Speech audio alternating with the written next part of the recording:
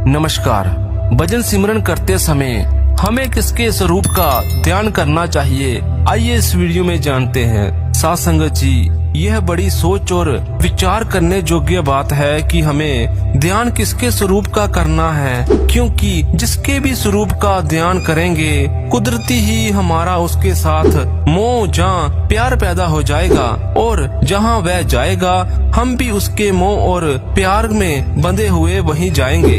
इस बात पर विचार करने के लिए हम सारी दुनिया पर नजर डालकर देखते हैं कि वह कौन है जो हमारे ध्यान के काबिल हो सकता है। अब जरा ध्यान से सुनिए। दुनिया में जितनी भी चीजें हैं सब 5 तत्वों से बनी हुई है। हर एक चीज के अंदर कोई न कोई तत्व मौजूद है। मनुष्य के अंदर 5 तत्व मौजूद है। इसीलिए संतों महात्माओं ने हमें रचना का सरताज या अशरफल मुखलियात और 5 तत्वों का पुतला या फिर टॉप ऑफ द क्रिएशन कहा है। तत्वों की दृष्टि से हम इस रचना को 5 श्रेणियों में बांट सकते हैं। पहली श्रेणी के जीवों में केवल एक तत्व पानी प्रमुख होता है, बाकी के 4 तत्व बहुत कम मात्रा में और दबे हुए आते हैं।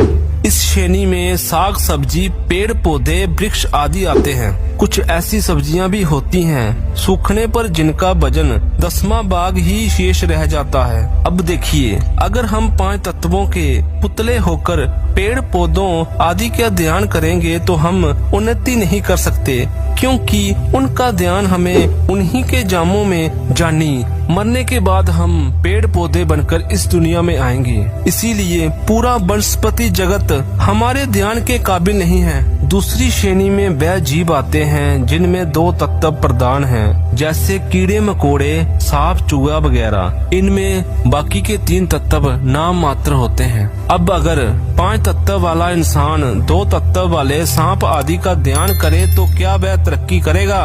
बिल्कुल नहीं, बल्कि इन्हीं के जामे में आकर जन्म लेगा। तीसरी श्रेणी में पंछी आते हैं जिनमें 3 तत्व प्रमुख है, हवा, पानी और अग्नि। बाकी के 2 तत्व नाम मात्र हैं। अगर हम 5 तत्व वाले इंसान होकर गरुड़, मोर, चिड़िया आदि का ध्यान करेंगे तो हम इन पंछियों के जामे में आ जाएंगे।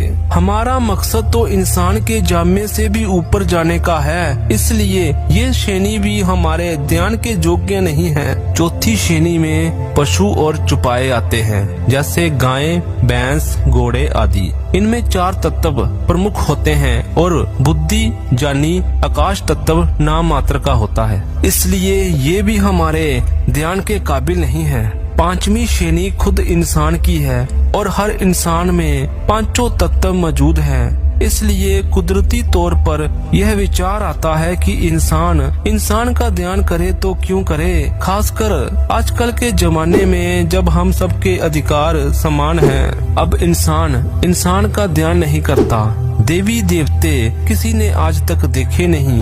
गाय भैंसों की बोली हमें समझ नहीं आती और मालिक के स्वरूप का हमें पता नहीं। इस नुक्ते पर पहुंचकर बहुत से लोग परमात्मा की हस्ती से ही इनकार कर देते हैं, यानी नास्तिक बन जाते हैं। अब बाकी सब भी इस उलझन में फंस जाते हैं कि अब कौन सी चीज हमारे ध्यान के योग्य हो सकती है। अब जरा ध्यान दें। संत महात्मा एक बहुत अच्छी मिसाल देकर समझाते हैं कि अगर एक कमरे में बहुत से रेडियो रख दें जिनका कनेक्शन किसी बैटरी या बिजली से ना हो तो हम कभी भी किसी भी देश की खबरें नहीं सुन सकते। लेकिन उनका कनेक्शन अगर किसी बैटरी या बिजली से हो जाए तो हम जिस देश की चाहे खबरें सुन सकते हैं। इसी प्रकार हमें उन मालिक के भक्तों और प्यारों की खोज करनी है जिनका कनेक्शन जहाँ तार परमात्मा के साथ जुड़ा हुआ है, वह अपनी भक्ति और प्यार के बंधे हुए वापस जाकर उसी परमात्मा में मिल जाते हैं। इसीलिए हमें भी उनके स्वरूप का ध्यान करके उनके साथ प्यार लगाकर वापस जाकर उसी परमात्मा के अंदर समा जाएंगे। गुरु अर्जन देव जी फरमाते हैं, गुर की मूरत मन में ध्यान। एक और जगह पर कहते हैं, अकाल मूरत है साध संतन की ठाहर, निक्की ध्यान को जानी। अपने सतगुर का ध्यान हमेशा अपने मन में रखो। गुर का ध्यान कर प्यारे, बिन इसके नहीं छूटना। बाइबल में ईसा मसीह भी इसी ओर इशारा करते हैं। मैंने उस परमात्मा को देखा है, तूने मुझे देखा है, इसीलिए तूने भी उस परमात्मा को देखा है, और जो भी मुझे देखता है वह मेरे भेजने वाले को देखता है। मतलब अपने सतगुरु के स्वरूप के ध्यान के द्वारा हम वापस जाकर उस परमात्मा में समा जाते हैं। ध्यान के द्वारा हमारे ख्याल को आंखों के पीछे ठहरने की आदत पड़ जाती है। ध्यान हमें अपने सतगुरु का करना है, जिन्होंने मालिक की भक्ति का तरीका और रास्ता हमें बताया है।